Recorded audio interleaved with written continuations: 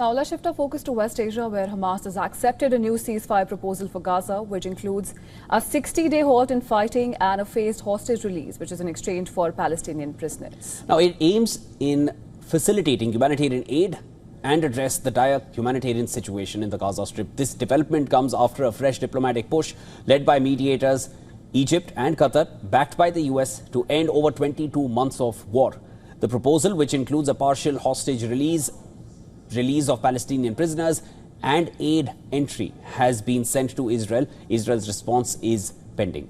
Now, the Palestinian death toll in the Gaza Strip has risen to 62,004, with 156,230 injured since October 7, 2023. Well, Gaza's health authorities claim that 60 Palestinians were killed and 344 injured in the past 24 hours. Of those, 27 were killed and 281 injured while waiting to receive humanitarian aid.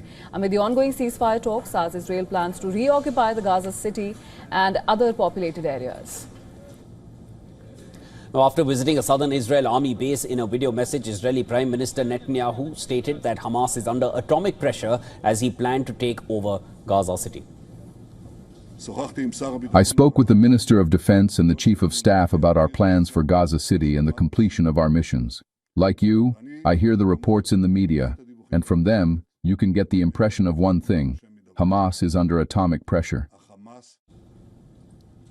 Now, according to Israeli Defense Minister Israel-Gaza, Hamas is willing to negotiate due to the fear of Israel's planned occupation of Gaza City.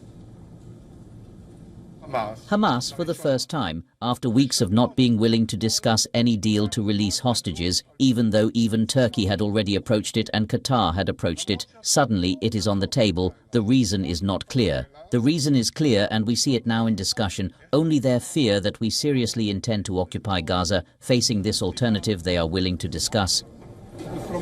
Egypt's Foreign Minister Badr Abdulati and Palestinian leader Mohammed Mustafa visited the Rafah crossing as Egypt, Qatar and Hamas held talks in Cairo for a Gaza deal. Egypt said that it is willing to join an international force in Gaza only if it is backed by a UN Security Council resolution and accompanied by a political horizon.